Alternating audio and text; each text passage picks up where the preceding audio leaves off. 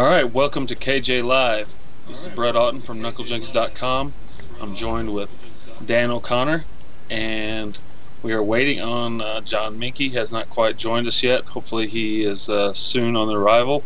But no, welcome to the second podcast, second webisode, whatever you want to call these little things that we're trying to get started here with KnuckleJunkies.com and to feature St. Louis MMA and talk about fights and the fighters. And we have Mr. Menke. Yeah, I'm here. Can you guys hear me? Yes, sir. Loud and clear. Okay, cool. I bought some a cheap headset with a microphone in there, so hopefully we don't get any echoing issues. Well, no, great. This is, for just our second episode, it's pretty exciting to say that we'll have Invicta flyweight champion Barb Honchak on the show. That's pretty freaking cool. I think you guys would agree. Yeah. Yeah, we agree. Yeah. I was waiting for Dan there. Oh, Barb's a monster. Again, I trained with her for a while, and she trained with Kat Zingano, who's going to be fighting the most well-known female in the world for the belt. So you can ask her all sorts of fun questions about her as well. I'm going to ask her what it was like to train with a guy that weighs about as much as her. What are you trying to say, man? Trying to say you guys are small. Good, actually. She's very, very technical. Well, there wasn't much. Oh, hell yeah, I know. I know she's very technical. I enjoy watching her fights quite a bit. The female MMA, really, unfortunately, there really is a group of probably about, in that weight class, in that 25, 35 range, there's probably about 50 girls worldwide that are really, really, really good and worth, spending your money to go watch. And that's why I like, I really wish that the UFC would stop trying to poach fighters from Invicta, and then maybe invest a little bit more in Invicta, and then just take like the title fights and put them on the UFC, and then leave let Invicta flourish as the female league right there. Because what's going to happen? They're going to have to put on these number one contendership fights with Zingano and Miesha Tate and things like that, because people have to know the drama. They have to know the hype, or how did we get here? They have to know all this stuff. And I think that they could track it from a lot further, 5 fights prior, basically the collision course of two fighters fighting their way up to each other, if they'd invested in Invicta, and get Invicta on on Fuel TV or something like that, and just do like a best of or something like that, the best fights, and they could really build that drama there, and get these girls an opportunity to be on the big show, or to be on TV without necessarily, having to fire a lot of the guys that were on contract. It's like, dude, why? Adam Sella is a one and done fighter in the UFC, and I think that's it's a little unfair. It would be nice if he would have gotten another fight, and and they have to do that because now all of a sudden they have an entire new group of demographic they're working, which is the female fighter, and I enjoy female fights. I don't think a lot of people actually know that females can fight. You got the regular Joe Schmo that watches MMA and everything. They want to see the heavyweights slug it out. Some of the better weight classes are the lighter weight classes where people are actually fighting. They're most most definitely. Your most technical fighters are the lighter fighters, for sure. I totally agree with you.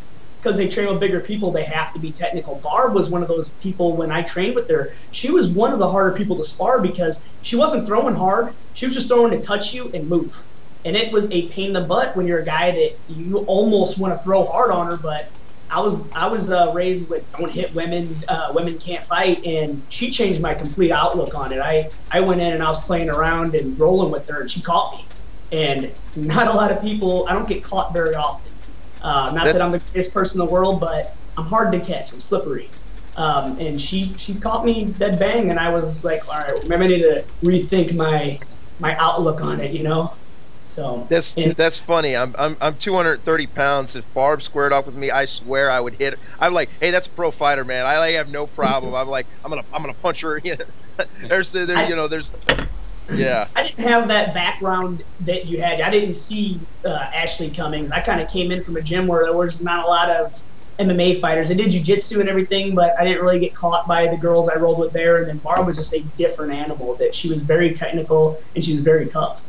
So yeah, that isn't the knowing Ashley isn't really my background. What happened? My background was when I was 13 years old. My dad would put me in pancrase fights with adults in like some local competitions. It was kind of some weird hybrid rules that they were putting together. You know, obviously at this point the state would have wanted to regulate something like that, those kind of competitions. But I remember going up against. I was 13 and I went against this female kickboxer. And there was this kind of like point situation where you would accumulate points via takedowns, good scoring strikes, and you could end it at any point with a submission. So if you were down, but they were like running tallies on the points and stuff like that. So I got in there and I landed like a quick combo and finished with a teep and knocked her back kind of just slightly. And because I was like, I don't want to fight a girl, so I teeped her. And I jumped back and I saw they called the score on me for me, and I kept circling, and I kind of dropped my hands, and this fucking bitch kicked me right in the fucking head as hard as she can. I'll tell you what, man, chivalry died that day for me. I ran out there, grabbed her in that fucking head and arm, threw her down on the ground, got her in like a scarf hold, trapped her arm. I had the submission, I had the Kimura with the leg, or I'm sorry, the Americana with the legs, where you trap the arm from the scarf hold. But I didn't do that shit. I sat there and punched her in the face over and over again with these like little MMA pads, and then so then they reset us and started us again. At that point, it was like I was way up on points. Ran out there and fucking did it again. You know, I was like, I don't know how to people, but that was the death of chivalry at that point. I was like, you know, you know, I will hit a woman right in the face. That was it. It's done. Video doing it. No, yeah, not much going on this weekend nationally with MMA, but obviously Friday night we had Cinco de Mayhem at Maristar Casino, Rumble Time Promotions Pro-Am, and I know both of you guys were there and had vested interest in a lot of the fighters. Just Dan, just some general thoughts first of all of the card and some of the things you saw. There were some really tough fights. We went 2-1 from Burger MMA. We had Tommy Stair. He came out. He had a tough fight. Got nervous for a little bit because it was his second fight, and he almost got caught in a Kimura again. Thank God the kid went for his good arm, and he ended up finishing the kid with punches after he just displayed wrestling. Jesse Geringer had probably the closest fight I've seen in a very long time, where obviously I wanted him to win. But if the judges would have said that it didn't go in his favor, I'd have been like, all right, I could see where one thing here or there would have kind of swayed the judges. And Yogi just did kind of what I was talking about last time we were on here. He either shows up and is the guy in the gym, or he just doesn't show. And he seemed like his mind wasn't there, and he didn't perform the way that I've seen him perform. So he lost pretty quick in 33 seconds, and he just kind of freezes up here and there, and that was what I was talking about. He can freeze up, and much as I love the guy, that's what happens. So yeah, that was obviously a fight I wanted to talk to with you guys. I mean, you know, with Dan being teammate and Jon actually cornering. Shane Moffat, yeah. Shane Moffat, they're in the fight, you know, and then I mean, there really wasn't a person I talked to who didn't think Yogi was going to win that, and then here, you know, and then literally Shane was the one that came out and sealed the deal. Oh yeah, just to quickly go back. You know, I really like Jesse a lot. That fight was very, very even. Personal, like, you know, who knows where because I didn't get to watch the whole fight, but I really felt it was a very even fight. I think the one thing that everybody agrees with that did watch that fight that said we needed more rounds. We needed to see more of that fight right there. That should have been for for some form of some regional or state title and give them kids 5 rounds to fight, 5 3s. That was like, everybody was like, damn, fight's over, I want to watch some more of that. So at the very, very least, that's something both fighters should be proud of. And that's something that they're going to be able, they're going to be able to cue that up and show their kids, 20 years down the road and be like, hey, you want to see what dad did? And I think that's really, really cool. I really enjoyed that fight for what I got to see, but I got to see about 3/4 of it. The Shane Moffitt Yogi fight, what happened there was I had to, like, okay, so Joe Warden with Team Destruction is now in Colombia right now. He's doing some seminars down there. Apparently, he's teaching the locals how to cut cocaine or something. I don't know what he's doing. He did say something about the locals love guys with tattoos. Who knows? So he's out of town, and he was like, hey, man, you mind getting Shane? And I was like, yeah, no problem. I've worked with Shane a bunch, but it's been a couple of weeks since I've worked with him. I know he's been in shape, and I know he's training hard, between working with Alex and Dan Schaub and Eric Irving, of course, who's a real cornerstone for the team down there. He kind of came in, and I could tell he was freaked, and he was real nervous about, because Yogi comes with an entourage. What I had to explain to him is that's one of Yogi's biggest problems. Like you said, his last fight, it was in Springfield, right? And he did great. It was him and 2 of his friends that went down there to corner him, right? Yogi needs to stop fighting in St. Louis, man, until the pressure is too much. He has 30, 40, 50 people out there going, Yogi's going to kick some ass. Man, he can't have that pressure on him. He just needs to go out there and be able to do it. So for right now, he needs to fight outside of St. Louis where he doesn't have to feel that obligation to do anything. Because it's just about him developing, making some money and things like that. With that being said, I was pretty sure I knew what to get Shane to do to win that fight. Whether he was going to do it or not I had to have Shane back there, mantra like saying, I'm going to lead. Yeah, I said, what are you going to do when you come out? You're going to lead off with a 1-2-1. You're going to push him out of the center of the ring, get Yogi to dip his head and try to muscle in on the shot. Double underhooks. Don't grab your hands. Grab the spine or grab the shoulder blades. Throw a switch knee right there. When he breaks off, at that point, I kind of expected him to Yogi to muscle in and then push him against the fence, rip his legs down, and then we would have to be. I said, all you have to do is match pace and continue to score some points. But all you have to do is match pace. Once Yogi stops believing in himself, then you can start putting the pressure on him. But that initial onslaught was paint by numbers. That was exactly what he was told to do back there. Not like, hey, I need you to go and get in the ring and I want you to work your left hand. It wasn't like that. No, it was like, get in the center of the ring and throw a 1-2-1, step on each punch. When he dips for the takedown, get his back or get the body lock or get the hands up on the scapulas. Don't go for the body lock, but get the underhooks. Throw a switch knee. The problem was when Yogi disconnected, Shane threw that switch knee and then went back into a left-handed stance, and Yogi's hand was down, so he goes, oh, head kick, boom, right there. And at that point, it was like such an aggressive forward pressure. Yogi went for the desperation shot, and he went all the way down instead of hands coming back up and pushing him into the fence or something different like that. And then when Shane was able to get that sprawl, and they started to scramble for the position, Yogi, instead of just focusing on the technical aspects of either standing back up or tying somebody up or getting back to guard, something like that, boy, man, he tried to explode and roll, and I was in the corner just screaming, hey, Shane, just points right now. Just all you got to do is put pressure on him, stay on top, control, that kind of thing. I was like, and that's why it's funny, because at one point Shane looks at me in confusion of whether or not he was supposed to go for the rear naked choke that early.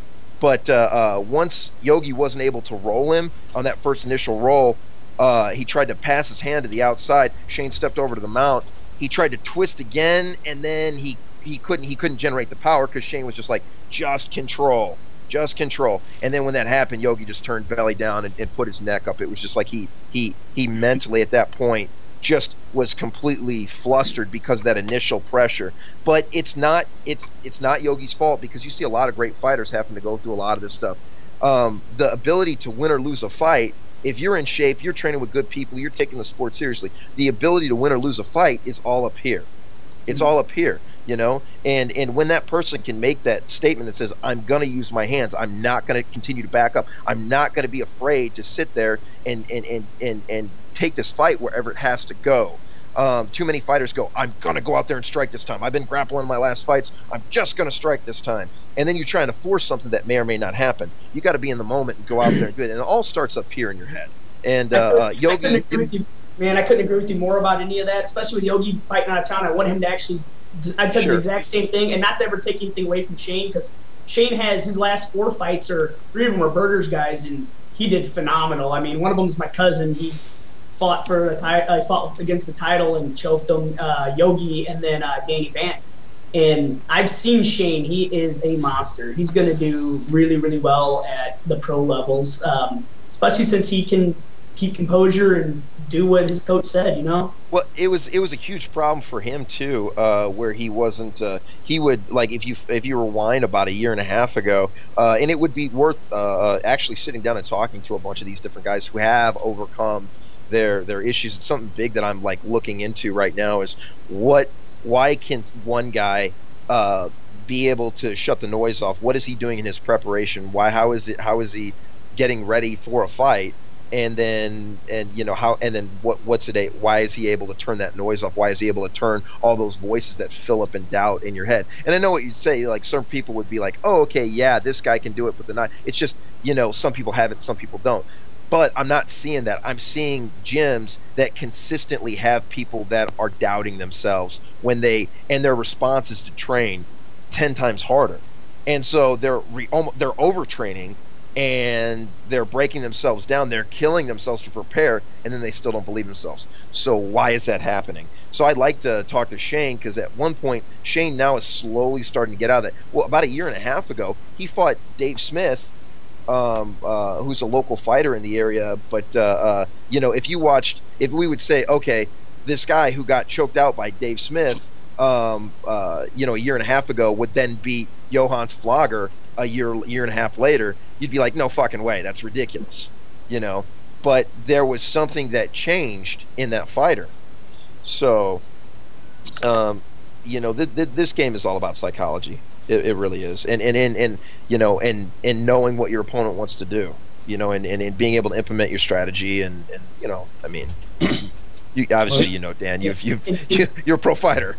And you've seen, you see guys that had their dads die the week of fight and come in and win.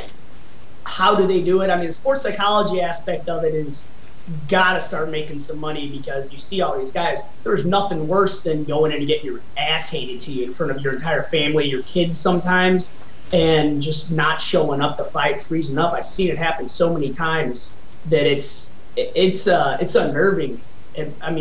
If you think about it, like the movie 10 Cup, where the guy gets the shanks and they buys all the stuff, puts the quarter in his shoe, all the little old school wives tricks, the guys in baseball that get in the slumps, and they put on their lucky socks, they don't change their socks, they don't change their beard. What is the difference? I mean, why don't we have something to the effect of where we can get a sports psychologist that can really work with a professional MMA fighter, as much as you have baseball and everything. As much as it is a growing sport, and what you have riding on the line, it's a lot different than those sports. Well, yeah, and I don't think you see people freeze up in striking matches like K1 or professional Muay Thai or boxing, because a lot of muscle memory is going on. I think MMA is such a large pool of things that you could possibly have, a large pool of possibilities and outcomes of what could happen, that people are overthinking situations, and it's too much for your brain to process at times. So and then you have to go back between where your cardio is for grappling and how you're locking out your muscles, or how you're clinching in positions with the grappling, and then suddenly to let that go and try to relax while you're striking, and then to go back between. That's why MMA fighters have ridiculous lactic acid buildup, because they go from the relaxed looseness and snappiness of striking, then all of a sudden to locking everything in wrestling, and then re-releasing and trying to go back to snapping. Mm-hmm. It's like just the act of going through a hard mixed martial arts fight is almost like, you're torturing your body. It's like ridiculous CrossFit workout that you're just trying to ruin yourself with. Well, how about a couple more names, and we'll kind of put Cinco de Mayhem behind us. But Christian Camp and Javon Wright both had big wins and nice performances. Christian Camp with the win over Travis Draper, and then Javon over Ramon Barber. I mean, those are nice performances from both of those two. Yeah, I think, man, Javon had performance of the night. I really felt he went out there and he didn't match Barber on his strength. Barber wanted him to stand there and bang with him. He wanted to push him towards the fence, wanted to get that space and just start teeing off. Javon wasn't having any of it. So there were times when Barber was pursuing Javon, and Javon was hitting and moving, mixing up takedowns with strikes, kicks. Then he'd leap forward and hit some punches, go right back into the takedown. It was like, I would say it was like a much, if you look at maybe rounds 3 and 4 of Condent Diaz, where it was it wasn't just a cat and mouse game, but he was in and out and he was striking. Now the rest of the fight, Carlos kind of did run a little bit more, but those two rounds 3 and 4, he was like moving in and out, hitting, getting out, and then getting back in and hitting, and he was just completely confusing Diaz. And I thought I saw a little bit of that with Javon, although Javon mixed some takedowns in there, and I'll tell you what, that was the performance, best performance I've seen from Javon yet against a very tough opponent. I thought I was like, okay, that was the people who got to watch that definitely got their money's worth. I thought that was a great fight. Javon is one of those freak athletes. He came out of nowhere and just started beating everybody. And it was a weird thing. I mean, watching him start from his first fight and then keep going up the ranks. And I mean, he's fought some of the who's who of MMA. I mean, Chase Beebe. I mean, he fought Chase Beebe. Granted, he didn't come out on the winning end, but I think that was more technique than anything. Javon is just a freak athlete, and he doesn't back up, and he's not scared to fight anybody. Well, it's Javon's main weakness. He's a good wrestler. He was a state qualifier in high school. He might actually have been a placer. I'm not sure about that, but I know he at least qualified for state multiple times. And then his stand-up's really clean. He moves well and really uses his legs very well, and it just good footwork and everything like that. Uses that height to his advantage. I love a good lanky fighter like that, man. I enjoy watching that, obviously.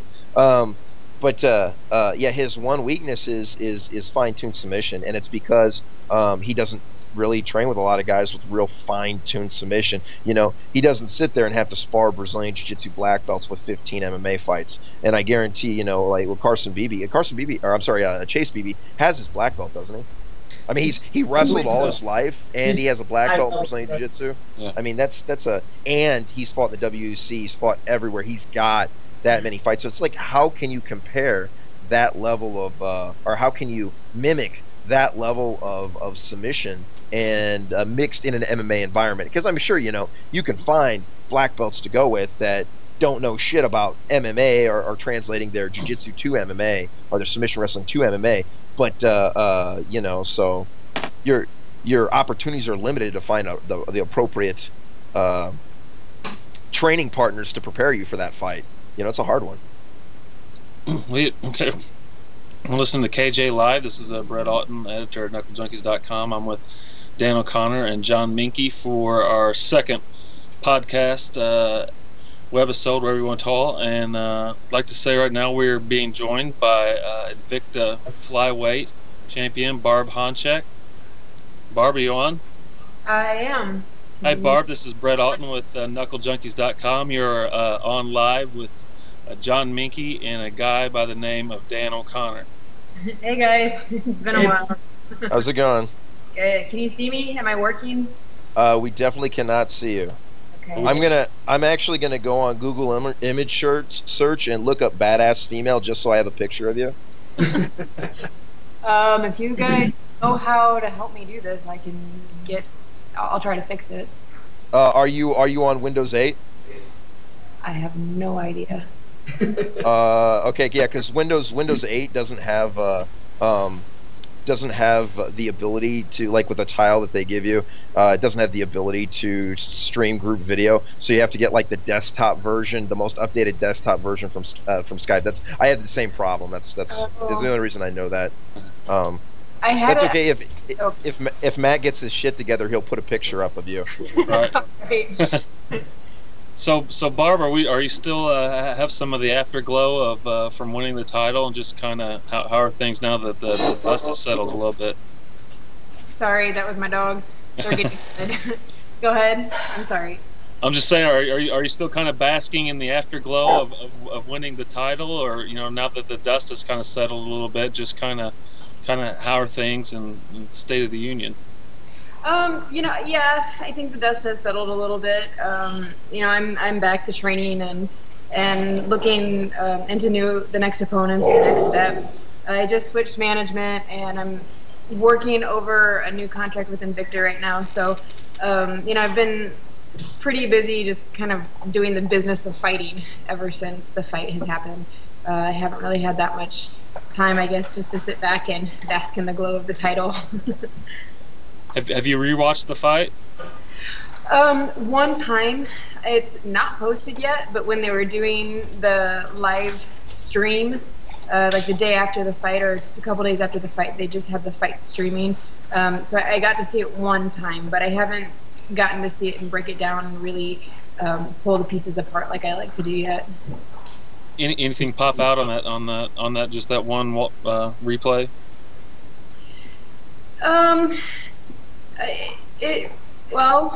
I looked more dominant than I felt. I think that's the one thing that I saw. Like when you're in the fight, you don't really know what it looks like. You know what I mean? And you don't know what the judges are seeing and things like that. And I think once I got to see the fight for myself, I was like, okay, all right, that was better than than it felt. Were you surprised at all at the scorecards? No, not really. I usually feel so dominant in most of my fights, and this one was more back and forth. She definitely had her moments, and I had mine. I slipped on a kick. She scored a takedown, and I had a takedown that I did not land. So there were, definitely a few places that, I felt like I could have done better. So yeah, no, I wasn't really that surprised that she had a couple rounds on some of the judges' eyes. Yeah, I thought that was a pretty dominant performance. I mean, I didn't, I definitely wasn't much. I'm sure for you too, it wasn't much doubt when they were announcing the decision who had won. But there was pretty good, obviously people on the internet were like, wow, Barb's really good, and I mean, it's like, yeah, okay, yeah. I don't know if I always, and Dan's probably the same way. It's like, you sit down and you're kind of like, yeah, well, about time you guys, got your heads out of your asses and learned about, so and so, the fighter out of this area.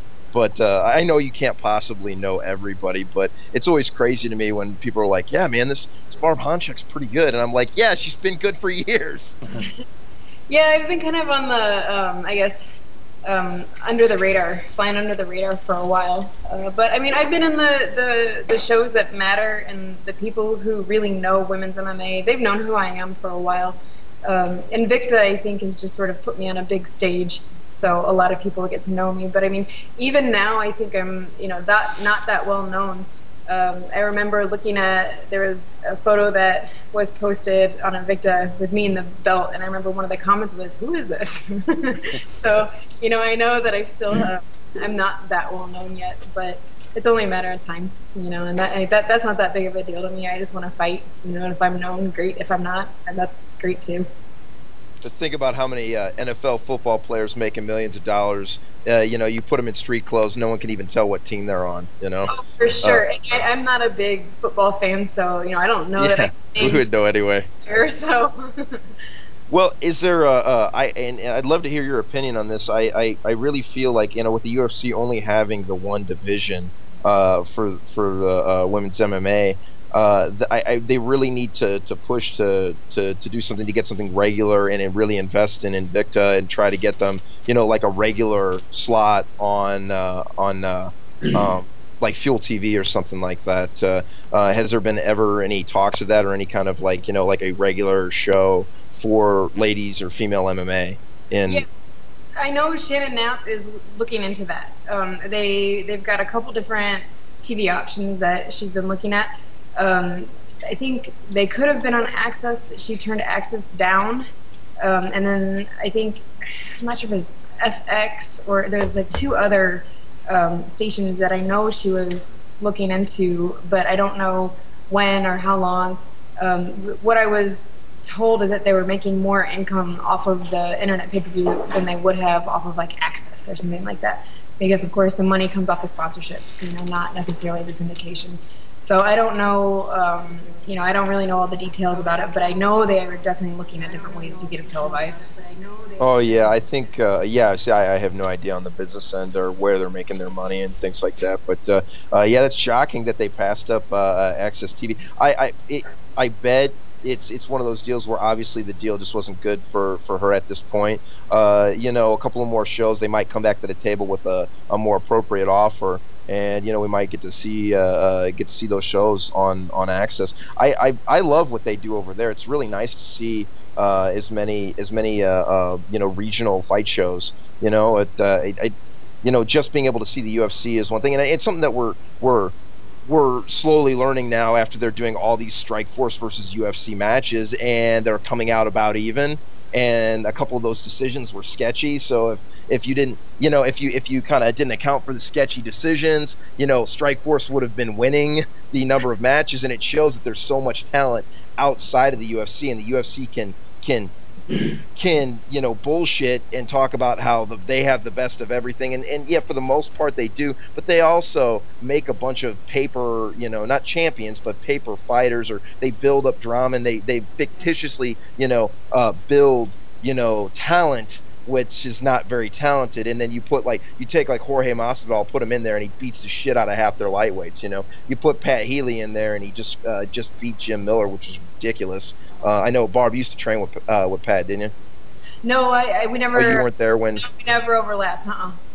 Oh, okay. So, Barb, but I think with when you started out doing MMA, women weren't really even respected. They weren't seen as fighters. So as you're coming up, are you noticing now that Invicta's around and women are in the UFC, are you noticing how they're kind of viewed differently as fighters, as opposed to, oh great, we get to watch 2 chicks fight? There's always going to be the group of people that don't want to see 2 women beat the crap out of each other. There are. They just don't want to see it. There's always going to be that group. When I came up, I think the only show that really was taken us serious, well, at the time, it was Bodog and Hook and Shoot. I think were the only 2 major stages that were really putting women on and taking us serious. And there's been maybe, half a dozen different shows that have come and gone since then. And they've always flopped. I think the thing about Invicta is that they're doing it right. They're promoting us right. They're not putting the girls that are filled with drama, the girls that say they want to be fighters but don't want to put the work in to actually be a fighter. Like, those girls don't really make it to that stage, and if they do, they don't last there. And so what Invicta is doing that is really the right thing to do to promote us is they're putting girls with real talent on, and they give us hard matches. They're not, as Jon was saying, building, paper fighters up. They're really trying to match us fighter for fighter, skill for skill, and give us hard fights that are going to go the distance. And of course, you never know what happens in a fight. They don't always go, but I think that's really what they're doing right, is they're showing our skill. They're showing our skill. They're not showing how pretty we are. They're not, are you laughing at my dog licking? I can see that you is a thirsty dog right there. Joey, come here. So yeah, I think that's what they're really doing right, that I think in the past some other organizations haven't really done. And Dana White noticed, I think that's why the 35ers have made it to the stage, because he did notice, oh my God, these girls can fight. I remember me and you having conversations about Dana White saying women aren't allowed into MMA. They shouldn't be fighting, et cetera, et cetera. And He I said know there Ron wasn't enough Russell talent. yeah, he said they had no talent, that there was no point. Well, he said not enough. He said not enough. He said there were some very talented fighters, but there weren't enough. But that was a couple of years ago, and as we can see, you know, it's not like all of a sudden, you know, they're like all these unknown fighters suddenly said, "Hey, look at me." These women went out there and learned how to fight and got really serious. So over the course of 5 years, we've had the population of women fighters double, triple, quadruple, you know. And so that, I mean, it was bound and determined to happen eventually. If Dana feels he can make money, he will. You know, he will for sure. You know, but you know, I don't get me started on that guy sometimes. Love hate. Hey, Barb, we have a question coming in from Twitter for you, and somebody's curious to want to know just what is the background of most of the females fighters that you've met? You know, military, collegiate wrestlers, or just what? Oh, they're all different. They're all different. You know, some of them just get into it as a means of getting in shape. You know, and one thing leads to the next. They love what they're doing and they start competing. A few women have been military, but not that many that I've met. A lot of them have started with the wrestling backgrounds or some other martial art background when they were younger. A lot of them start out as kickboxers or straight up boxers. But yeah, no, the backgrounds are all super different. I think the girls that are big right now, most of them started as either wrestlers or as the kickboxer boxers. But everybody's story is different. I don't think I've ran into two girls with the same story. And Barb, just kind of take us back a little bit. You know, you moved here to St. Louis from Illinois, and you know, just kind of take us back when you first stepped foot or whatnot into Burger's MMA, and just kind of what was St. Louis like MMA wise. Oh man, well, I grew up in Edwardsville, so not that far away, and my husband and I moved around a lot before we came back. We came back for his school. And when we were moving around, we were living in mountain towns. We were snowboarding, mountain biking, road biking, and really pretty awesome places. And I think when we moved back to St. Louis, we're just kind of like, it's wet here. What do we do now? And my roommate, one of my roommates in college, was a huge MMA fan, and he's the one that introduced me to the sport. And it was my husband, Tim, who was interested in Brazilian Jiu-Jitsu. And we went to, it was a Second Wind, like, equipment sales shop. And Tim just happened to talk to the guy about jiu-jitsu schools and mentioned Steve Berger. And we were already, at the time, members of St. Louis Workout. But we were going to the one that used to be in the downtown of the Chase. But at the time where Steve was teaching was also St. Louis Workout. And so we technically had memberships where he already was. So Tim started training under Steve with a recommendation to go there. And I wasn't so sure about it at first. You know, that was his thing, not mine. I was doing more long distance running and biking and things like that at the time. But I was curious about it. And he had a few injuries. He had a bruised rib. And so he took some time off, and he asked Steve, instead of putting his contract on hold, if I could just take it over for the time. And so I went in and tried it out, and one thing led to the next, and we were both there under contract. And I remember Steve and Dustin Severs and some of the other guys just laughing their butts off at the two of us rolling, especially when I started subbing him. And he used to get so mad at me. He would stand up, throw his mouth guard at me, walk out of the room, and all the guys would just be cracking up at him. But he was continually getting injured in it. Like I always said, I don't think that he ever learned how to fall. He kind of thuds instead of bounces and rolls. So he backed off, and I kept training. And it was really just one thing led to the next. I think it was with Steve for about 6 months when Cage Championships contacted him about a fight against Melissa Bollinger. And I don't know that I even threw a punch at that point when they asked me to take the fight. I think I was all jiu-jitsu. And I think maybe 2 or 3 weeks of working with Pat Benson and Steve and a few other people, and they had me at least ready enough to get punched in the face. And so I went in the first round with Melissa, and she just beat the crap out of me in the first round. But she also gassed herself out. And in the second round, she took me down. I took her back and choked her with a rear naked choke, and it was pretty much a done deal after that. I was terrified to go into the fight, but I was so happy and excited when it was over. So, yeah, I was just hooked. You know, I've always been a little bit of an adrenaline junkie, and that just sealed the deal for me.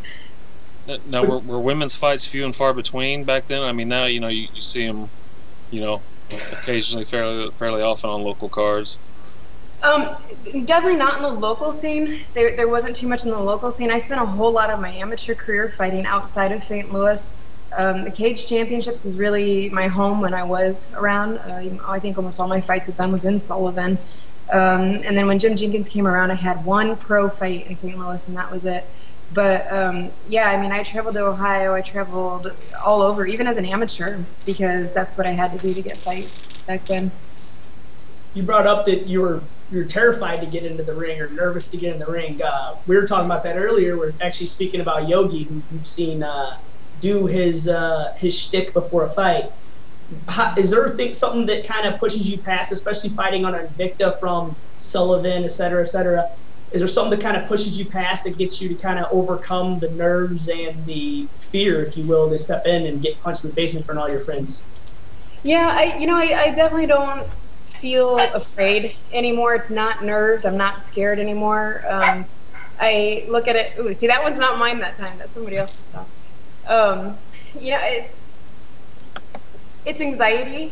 There's anxiety, and instead of channeling that anxiety as nerves or fear or anything like that, I try to channel that anxiety as excitement. You know, and the other thing that I do that I think helps prepare me for the fights is by the time the fight has come, I have trained my ass off, and I know that there is nothing more I could do to be ready for that fight.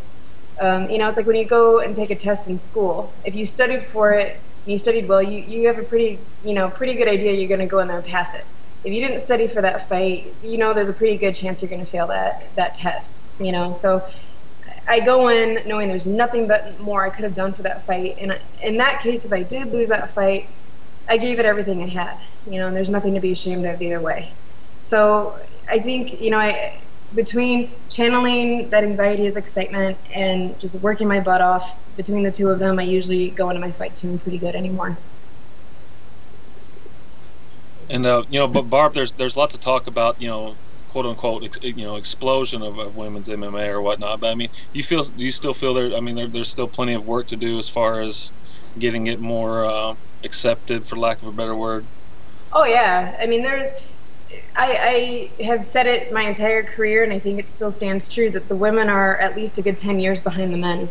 You know, like you see, 10 years ago, maybe even a little bit longer than 10 years ago, the UFC was dominated still by male fighters who are very proficient in one martial art and okay in other martial arts. And you see that with the women right now. I mean, the reigning champion is an amazing judoka, but we don't know what else she has. We have no idea what else she has. You know, if she's just judo, then she's just judo. But that's kind of where I think we are right now. There's a lot of women that are coming up, that are becoming more and more well-rounded. But it's still kind of that, oh, this person's a good striker, this person's a good wrestler, this person's a good jiu-jitsu player. But, you know, like the men, I think pretty much all of the men, for the most part, they have skill everywhere. And I think women are still kind of working on that a little bit. So, yeah, there's a ton of work to do.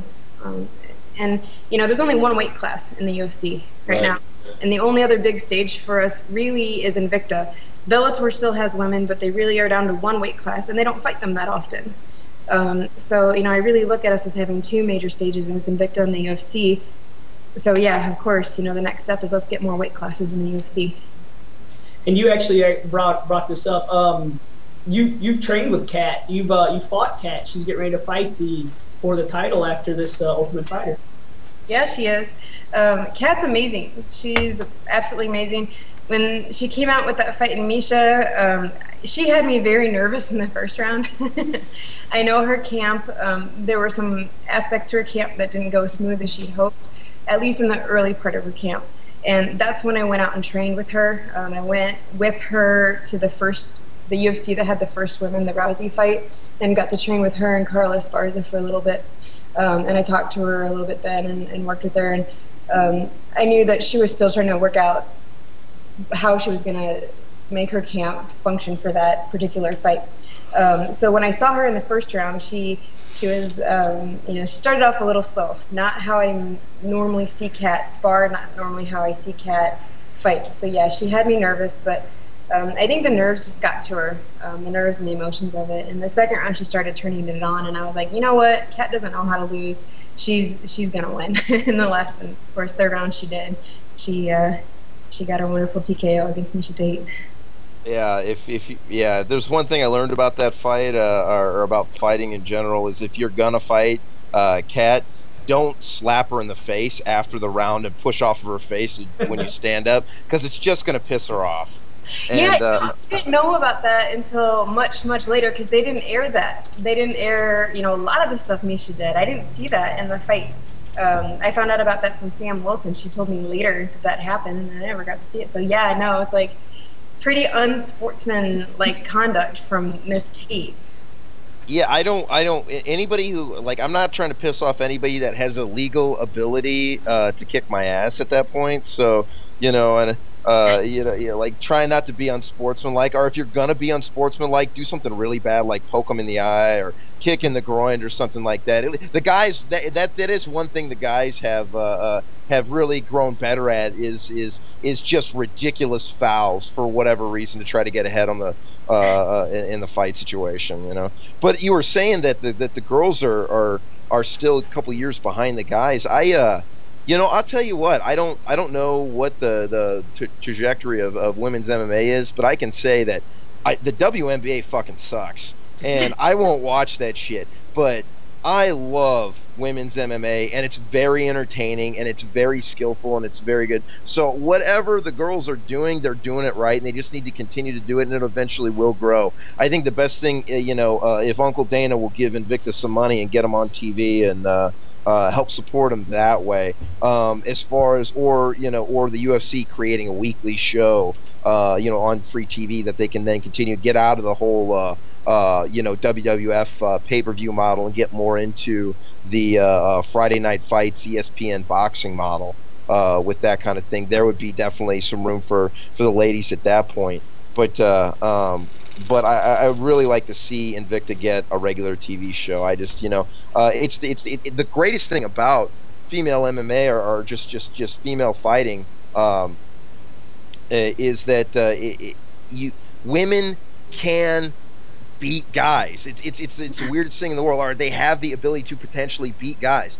You cannot say that about striking. I'm a decent striker. You could take the best female striker in the world. I'm going to knock her out. I'm a heavyweight man, and I've got 15, 20 years experience doing it. It's not a fair fight. Okay, you put me in there with well, I'm kind of a bad example, but I don't know how many guys. I mean, we just saw it with Uriah Hall getting armbarred by Ronda Rousey. So the greatest thing about where you'd think that guys would have the most absolute advantage over a woman, grabbing them and physically wrestling them, women have the ability to technically overcome that power advantage, and we see that in MMA too. So it's like, or I know it's kind of a sideshow when she does it, but how many times have we seen Cyborg kick the shit out of some guy and they post it up on I mean, that shit happens all the time. So it's the coolest thing. It's the one sport that I've seen where women can compete with guys. Now, obviously, not talking John Jones or anything like that, but you bring somebody off the street, man, Ronda Rousey's gonna armbar guys all the way up to who is the next big thing, the second coming of Anderson Silva. She armbar the shit out of him. So and you do not see that. You see that like even on other developed sports like female tennis. Then they get some random guy who's like 100 seed, and then they go in and play the Serena Williams and Venus Williams, and he kicks the shit out of them.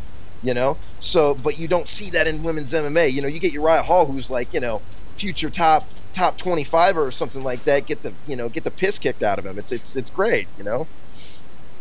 Yeah, I mean, that's part of the beauty of martial arts, in a lot of different martial arts, it is for the little guy to take on the bigger guy. I think that's sort of the basis of jiu-jitsu, right? It was the small Gracie that developed jiu-jitsu to beat the bigger Gracies, right? Am I wrong about that? So, no. Yeah, it was the feeble small guy who said, "I can't get on top of anybody, so I'll figure out how to do it from the bottom." bottom, right? Exactly. So that is one thing about martial arts; it's made for the littler guy, you know. And we tend to be more flexible and sometimes more agile than guys. So we do have some advantages that they don't have. We have some more slender necks, so sometimes it's harder to choke us out. You know, there are a few advantages that we have over men in this one sport. I'd definitely say that women are more technical than guys, especially on the ground, to the regard that they're not muscling anything because they don't really have the opportunity to do it. They don't have the ability to definitely muscle a submission. I've rolled with Barb a bunch of times, and to this day, she's the only female to ever tap me. And what'd she get you with? She's caught me more than once. She's definitely caught me with a naked choke and definitely with a knee bar.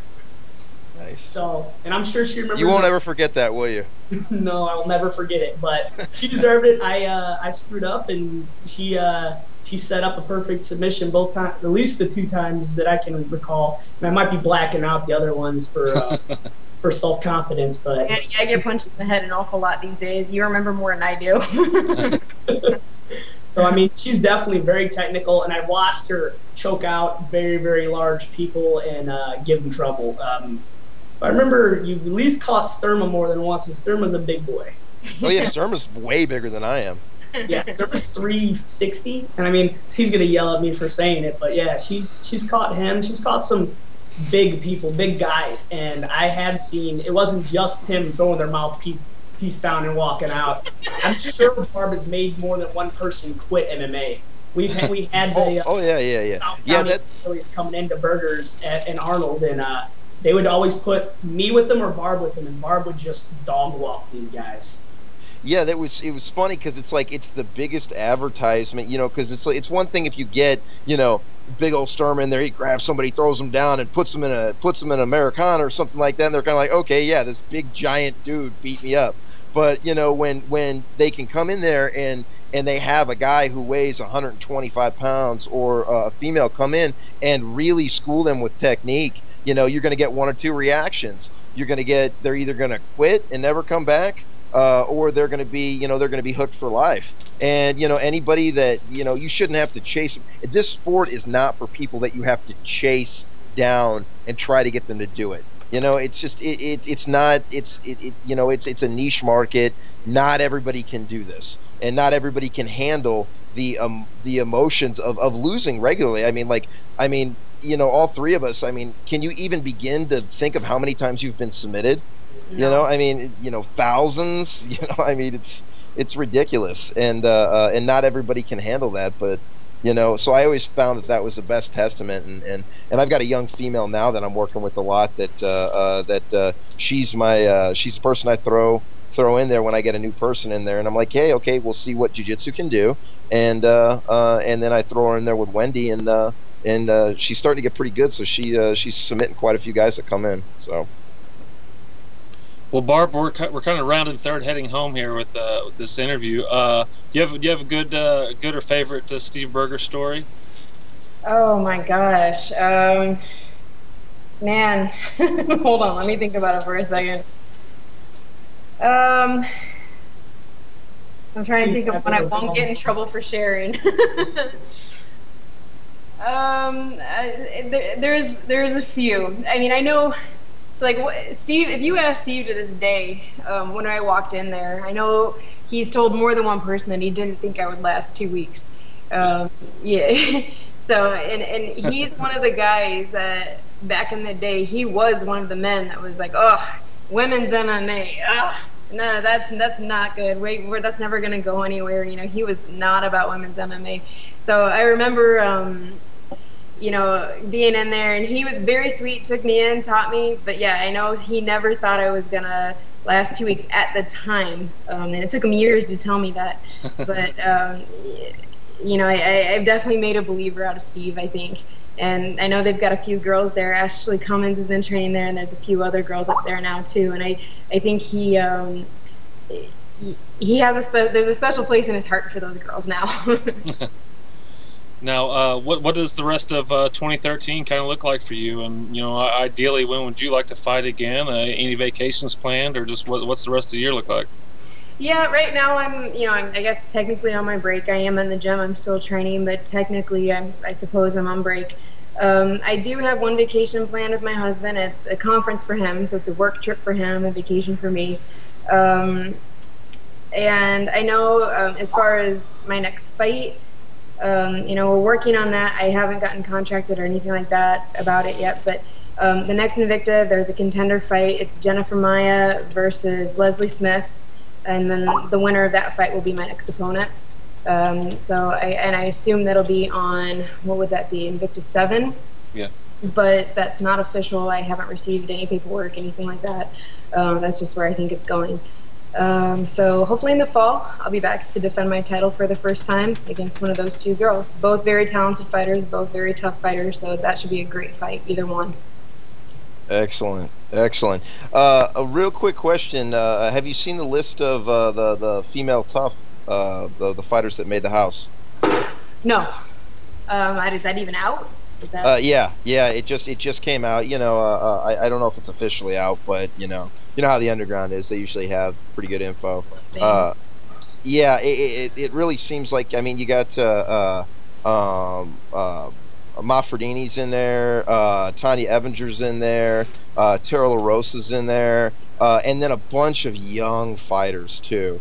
So I'm going to assume, and I could be completely wrong about this, I'm going to assume it's probably going to be between those three. Who do you have?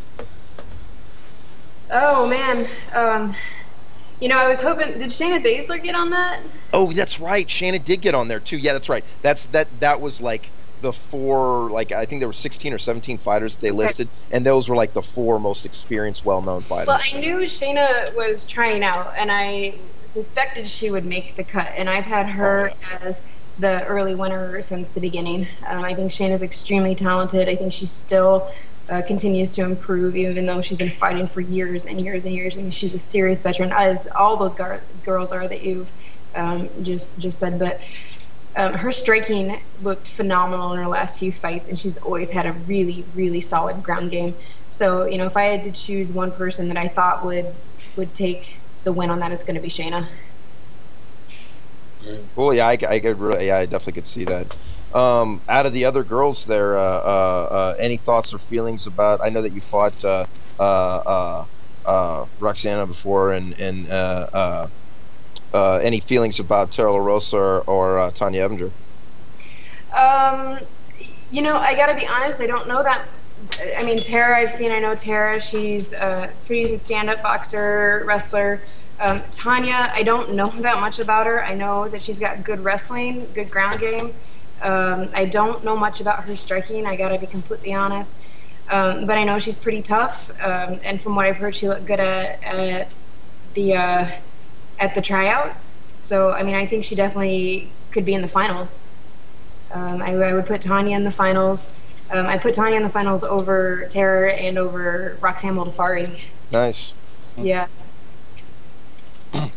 Well, Barb, we just want to thank you so much. I mean, like I said, this is just our second episode, and so it's been very gracious for you to come on here and to give us a little bit of your time. Just one last question: Did you ever tap Steve? No, I never did. And I'm not done. I'm not done trying. One of these days I'll get him. Yeah, if you know Steve Berger, you know that there wouldn't actually be any tapping. It literally would just be shattering bone or him going to sleep. There's no way Steve would ever tap out. He would just let it break. That's probably true. Damn, I've been so damn close every time. I've almost broken his arms. I've had him turn 50 Shades of Purple. You wouldn't believe how many times I've seen Steve pass out in training. You have to. Well, Barb, thanks so much again, and you know we'll be wishing you the best of luck. And you always know that St. Louis is cheering for you hard. Thank you guys. Thanks a lot. Bye bye. Have a good night. Thanks. Well, she was pretty awesome. Yeah, man. Now that she's off, I'm gonna totally perv it up. It sucks we didn't have a picture of her up because Frazier couldn't get his shit together. Barb's freaking hot, man. She is. It's beautiful. It's hard for me to even say that though. She's almost like. Oh no, yeah, it's your sister, not mine. I should have heard the creepy stuff I said to her when she was getting ready to fight. What's her name? The blonde haired chick that always sexes it up. Oh, Felicity Herring. Felice Herring, yeah. I was like, bring back your gear. I want to smell it. So that was Oh my God, that is perving it up. Oh my. Yeah, see, here we are. We're like, hard charging for women's MMA. We're like, yeah, the girls deserve it. The second the girls gone, we're like, oh man, hot girls. I swear. So, are we gonna have BJ on, or should we just kind of close things up and look at the Spire rankings? Or I think that I think BJ's on. I think we should continually push BJ. He can be like our Matt Damon for the Jimmy Kimmel show. Yes. Sorry, BJ. Sorry. Maybe next. Let's see. He's loading up right now? It says BJ Smith. He's building. He's frothing. BJ. Yo, what's up? Okay, can we go into week 3 of our coverage of Bill Dwyer getting his ass kicked by? I'm sorry, Bill. I read your post on Facebook. Yeah, he said that he's like, damn, it'd be nice. Thank God for the Cinco de Mayhem show, so they don't have to talk about me getting my ass kicked by Sodders again, which I thought was fucking hilarious. It's really cool when a guy can get in there and throw down as hard as he can, and then still stay positive and keep good humor about stuff. Good God. We need to turn that video back off. You gotta warn me when you're gonna put fucking Sloth on screen. I was gonna say you look like a hobbit. Hey, this ain't Jake Roberts. Oh my God. So how are things going, BJ? Good. What's going on? We just had a great show. Just had a great interview with Barb. She came in and classed up the place, and now we're back. Yeah, I listened to the second half of that, and I was dying when they were talking about perving it up. Yeah, you got locker roomy around here really quickly. Speaking of locker roomy, where's your wife, man? Is she around? No, she's actually shopping. Oh man, it's not my sister. Not my sister. That needs to be on. That needs to be on Barb's next T-shirt. Barb Honchak. It's not my sister. So BJ, you're really going old school now, aren't you? What's up? Well, not only a promoter, but you're gonna be a promoter / fighter. Yeah, man, I gotta do it. And the guy made it worse. He actually called me out a little bit. So I was like, "Are you kidding me? Is this really happening?" Did anybody else read that post? That might have been the God. biggest post of Facebook history. I know, man. It's like War you need peace. to keep that guy's ass when he wakes up. You need to give him a fucking Simon & Schuster handbook for English, man. I'm telling you, Saturday, all I could think about was that kid's face, and Doughboy can't even walk still. What'd you do to him? Just 1-2 leg kick. That's all I did. I smashed him. Getting weird for a second. Wow. So you're talking about beating the shit out of one of your friends, man. That's fucked up. Dude. No. On national That's fucked radio. up. Yeah. It's on iTunes, man. I didn't Man, smash him. I just smashed his lead leg a little bit. Now the tens and tens of people that listen to this piece of shit will fucking know that you're a bad friend. You're a buddy fucker. No, I'm a great friend. It's not my sister. Yeah. Well, let's you guys want to crack open the latest Spire rankings, and anybody want to yeah, chime in on that? Is the new one up? Producer extraordinaire Matt Frazier sent us a modified We top have five. top 5 Oh, we of do. all weight classes. I was Let's actually, tell him to send me just talking to Coop about that, and I wanted to get you guys' take on. I asked him about Jake Roberts and like Garinger for like a state title, and he told me that as of right now, Jake wasn't high enough, and once Hugh and Chad go pro, that's actually going to put Jake at number 4, and I don't think he can fight Heath, can he? So I don't. Yeah, Hugh actually already went pro. Yeah, that's what I'm saying though. But once they're off the actual Spire ranking. Yeah, they have Jake at 5. Yeah. Yeah. See, the behind- last update that I have is from March 28th. So. Producer extraordinaire Matt Frazier sent out an email. Maybe It's an email. Matt sent out one. Yeah, just like this afternoon.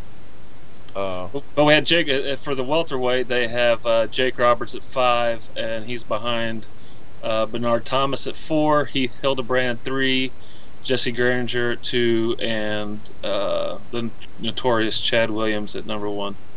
I honestly do think Jake could fight Jesse for a title. I don't know if Jesse's going to be hanging around the Ambies too much longer. I think he's tired of delivering Nemo's pizza at night, and he does put on a hell of a show. I don't think anybody's going to not put him on a show because he does go and fight.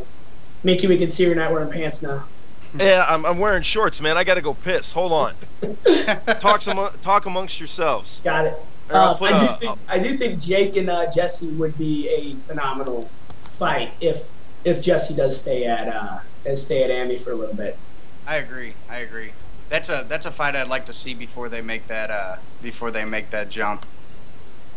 That would be good. I mean, it'd be a tough knockdown drag out fight. I mean, Jesse's fought the who's who of MMA, St. Louis MMA for sure, and Jake's no slouch. I mean, he's a tough kid, and he always puts on a show, and you just gotta love him, you know.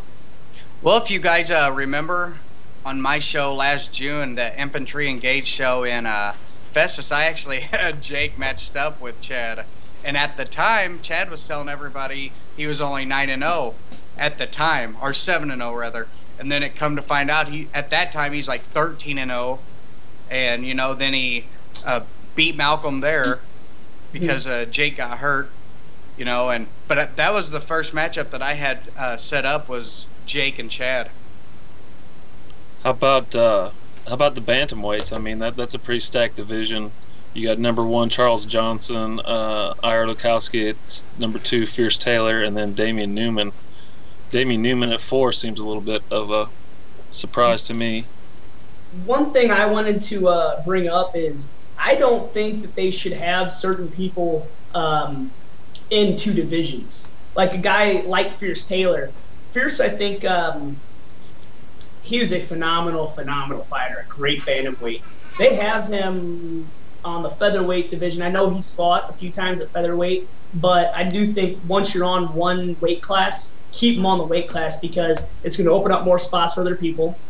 And on top of that, it's going to be more name recognition for you when somebody does go to look you up.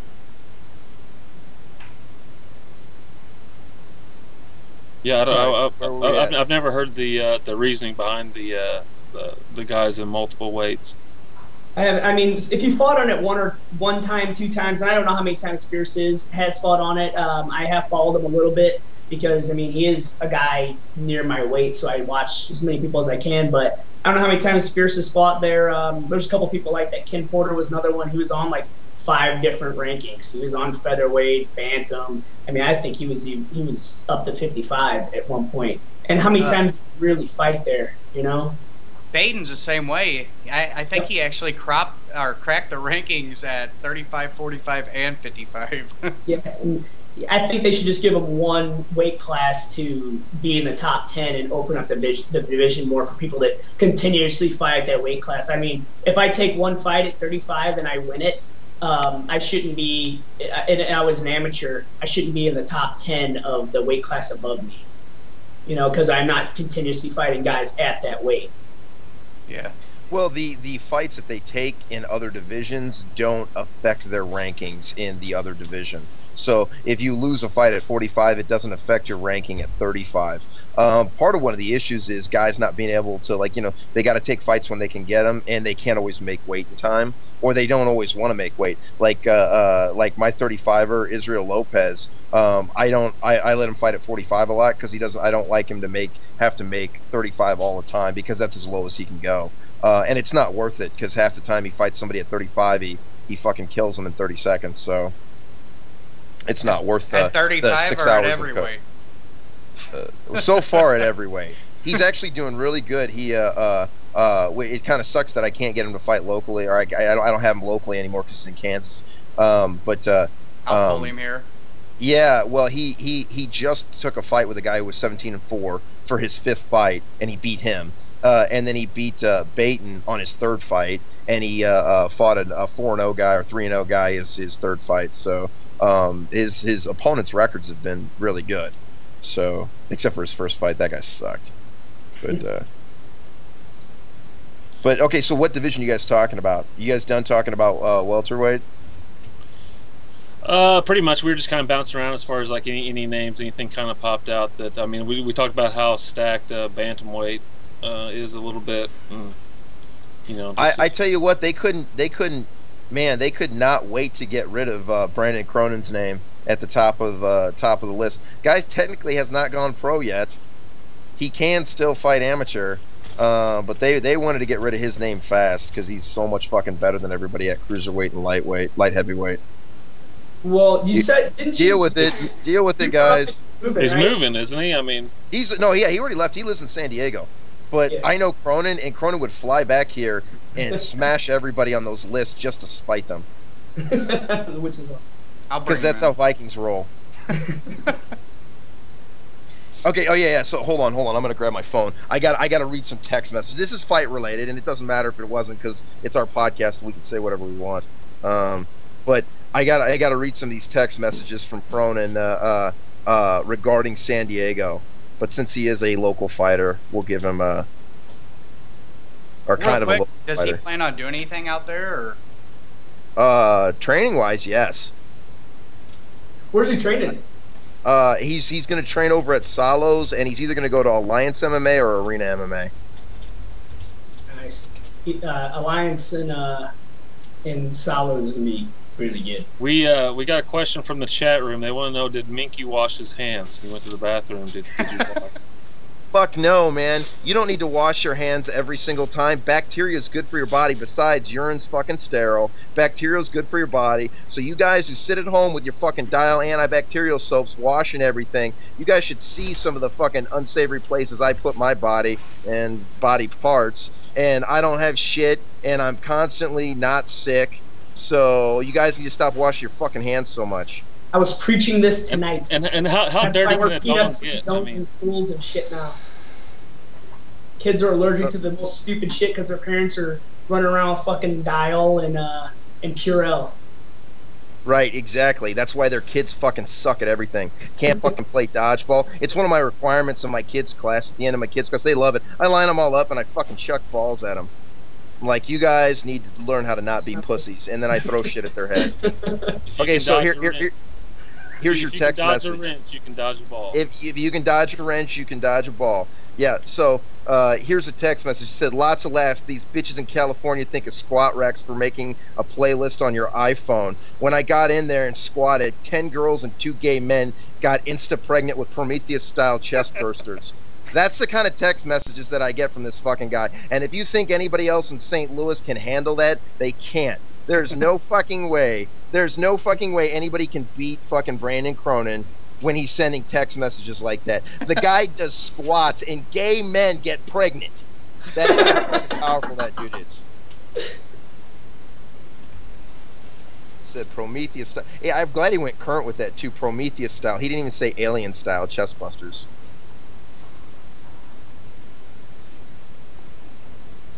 He said girls here are very good looking. Makes you feel really bad when you scream at him for standing in the squat rack.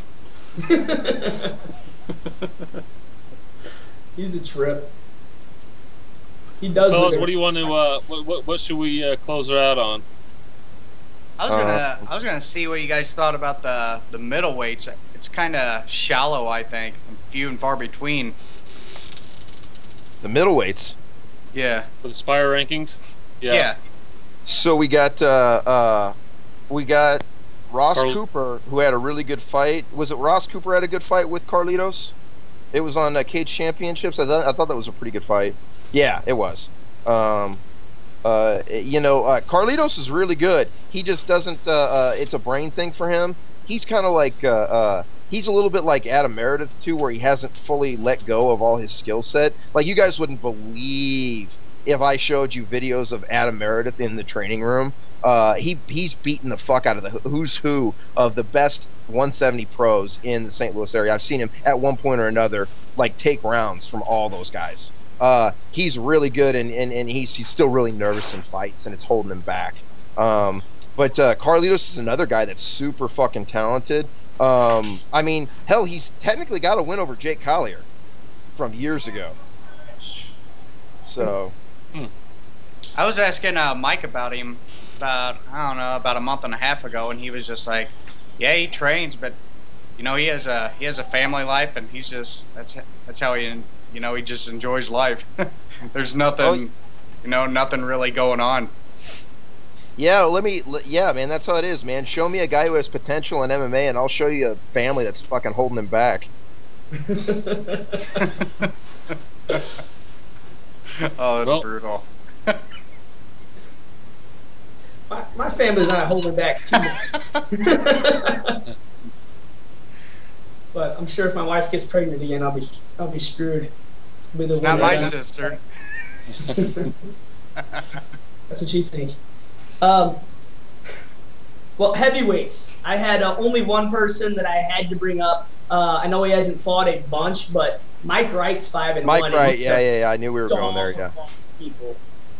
If you watched his fight, he threw that guy around like he was just a sack of potatoes. And that dude was 7-2 coming into that. Say what? That dude was 7-2 coming into that fight. Mike's scary. I said it before. I caught hell from him. Actually, something I said didn't sit well with his family, and I did not mean it as an offense, but I said he was just a ghetto strong guy, and I was meaning he's one of those guys. He does what he did in that fight. He grabs you and he throws you, and he's just a tough guy. Dan. Yep. Are you scared of black people? No. I grew up a lot in North County. I'm not scared of black people at all. Now, am I scared of guys that are 6'5" and heavyweights? He's a proper heavyweight. So like, remember when we did our soft launch? That guy is a proper heavyweight. He could get in the best shape of his life, and he would still be a heavyweight. I just got a message that said Dan is scared of Sauron. That's terrible. So it seems like Mike was telling me that they're going to try to pursue a fight with Jason Ostrowicz. Is that the top heavyweight?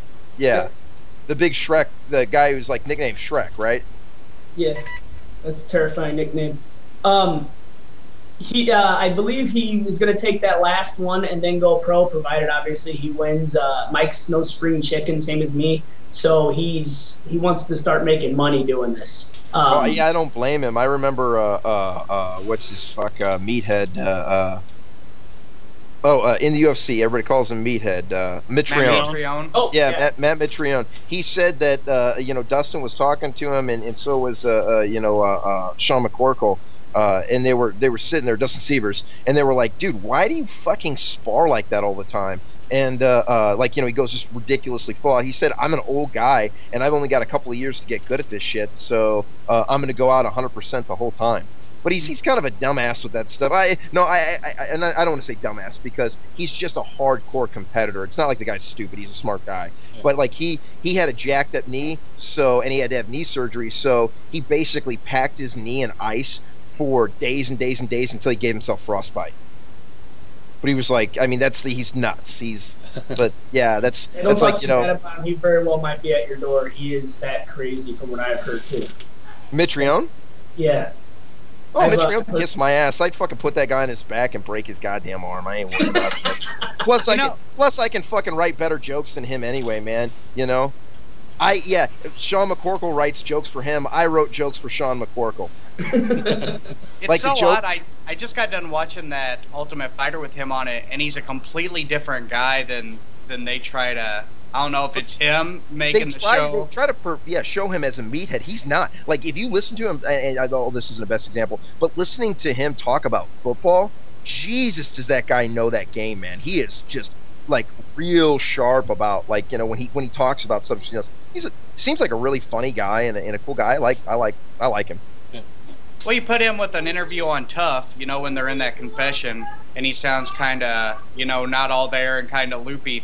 But, even at the Tough finale or anything like that, you hear him in another interview, and he's not like that, man. He sounds actually pretty intelligent, and pretty humble, and on the show it's completely opposite. Yeah, you gotta love that editing. Oh yeah. You can make anybody look like an asshole. Well, guys, we're at the hour and 20-minute mark. Just kind of in closing, does anybody know what happened in the Tony Souders Bill Dwyer fight? How'd that shake out? There was punches Brutal. thrown. Were you not watching, BJ? No, I was watching. I had a monitor and everything in front of me. Yeah. Well, any Tried to closing talk thoughts? about it last week, and none of us had seen it. No, You it was one of those fights. I'll give a quick opinion. It was one of those fights that I knew, and I mean Bill knew, and everybody. If Tony got that fight to the ground, he was gonna be in trouble, you know, because especially since Tony went to burgers, he's got a completely different game going on. He puts that country boy strength to use, and it's hard to deal with when you start adding technique to it. And you know, they slugged it out for a while there, but you know, it's Tony being a vet in Ami and being, you know, he's been to those long rounds with Cronin and Baker, and you know, he's used to that stuff. So those first 3 rounds aren't going to be hard for him to get through. And you know, Bill's still new to the game, man. He has plenty of time, and it's just one of those things where I think experience took over. But you know, Bill stepped up and wanted that fight. You know, that's one thing about Bill is he wants tough fights. Oh yeah, definitely respect the guy. Training in Potosi is not going to get him there. I mean, you got a guy that Tony is training underneath a UFC veteran and a pillar of St. Louis MMA, and you're like, okay, versus fucking who, who is Bill training with? Who is better than Bill that pushes Bill in training? Well, there's Defiance MMA, you can get pissed off all you want. I guarantee you, all your entire gym can fucking show up to my fucking house. I will kick the shit out of every single one of you. Like fucking that. But don't feel bad, because I can do it to most gyms, too.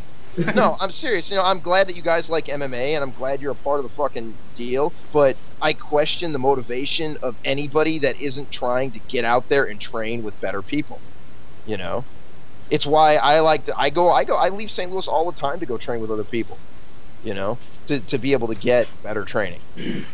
So yeah, I'm going to be and everywhere. Defiance, I was kidding about all that. Dan put me up to saying that, so if you got a problem, You motherfucker. Dan sent me that on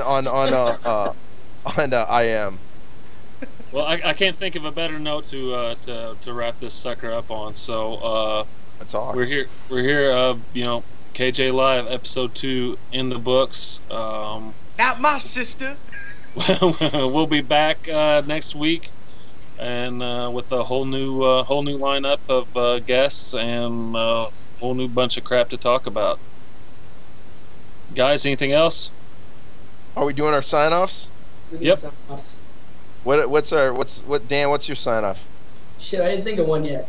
I didn't know we That were could doing be your them. sign-off. Shit, I didn't think of one. BJ, what you got? Fuck it. Fuck it. Fuck it? Yeah. Nice. Fuck it. Yeah, great. Yeah. One of my students was telling me that he thought they cut off the "suck a dick, no homo" from last week, but figure if I say it enough, they won't be able to cut it out. But anyway, just want to throw a shout out to my 16-year-old student Tyler that didn't show up to class today. You're a disappointment to your father and the entire team. Fuck you for not showing up. That's all I got. There you have it. KJ Live every Monday night. See you, folks.